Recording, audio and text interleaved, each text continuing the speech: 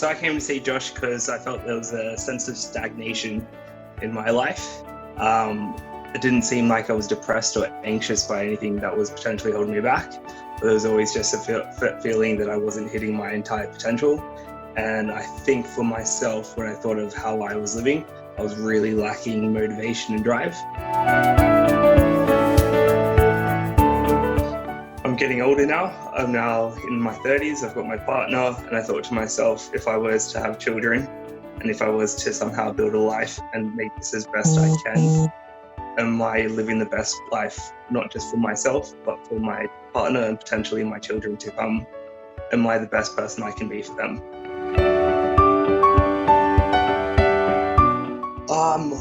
I've tried counsellors and psychologists before.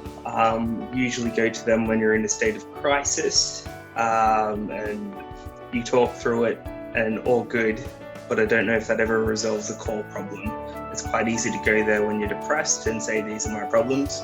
Next week you go there after you've unburdened whatever might be on your mind or on your heart, and you're in a good mood. So for me, I've always struggled with what happens next. This idea of being able to speak to my inner self and get to some form of inner child really resonated with me, and if I needed to make a change, it would be within me, not speaking to someone externally.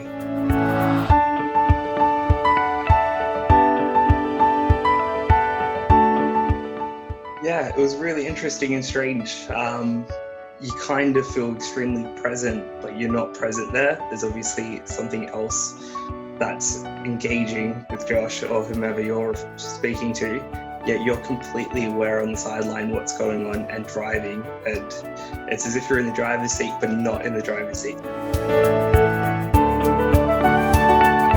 So starting with the hardest, you go through these journeys back into your past to relive certain moments for a certain learning, and you're dealing with the pain as if it had first occurred.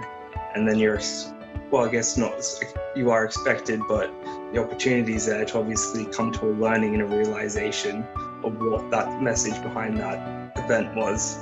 And I guess trying to disassociate yourself and pull yourself away from it to understand the meaning behind it was quite difficult for me.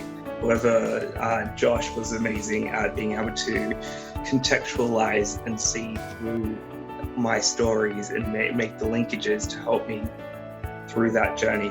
So the easiest thing about it is obviously you feel like you're in the driver's seat, but really you're a passenger on this journey. You've committed yourself to taking this journey of hypnosis, and once you're under, you're at the whims in a positive way to Josh to help drive and navigate you through where you need to go and what you need to see, what you need to hear, what you need to listen to, what you need to feel and experience in order to learn and grow. What do they say with people with depression and anxiety have several odd thousand, probably not that many, but a fair few negative thoughts throughout their day. I've never thought myself as a depressed person or an anxious person. Never in wildest chances would I ever consider myself like that. But it's just weird, the stillness and the calmness that I have within myself after doing these sessions. I wouldn't say I don't have negative thoughts per se, but from the point I didn't think I did before to where I am now, I would be pretty comfortable to say I'm really, really happy. I'm really comfortable. I feel very satisfied with everything I do, and I think it's because I'm doing what I should be doing. Yeah. So I think afterwards, the clarity of the conversation we had is slightly ambiguous. However, I can feel it echoing and recalling itself in my mind post the session. So I feel like the hour that we spent under and all the conversation we had and the conversation I had with myself, I can't recite it to you word for word. However, I can feel it being recited to myself internally. Yes.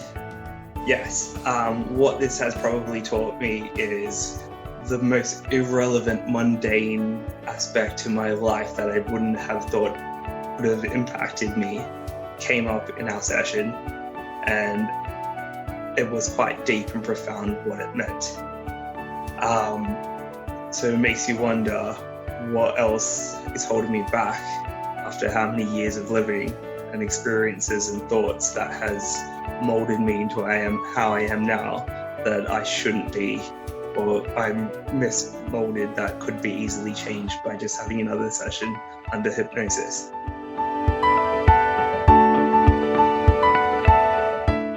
I would definitely recommend Josh to friends and family, and would recommend it to anyone. Josh is amazing. He's great.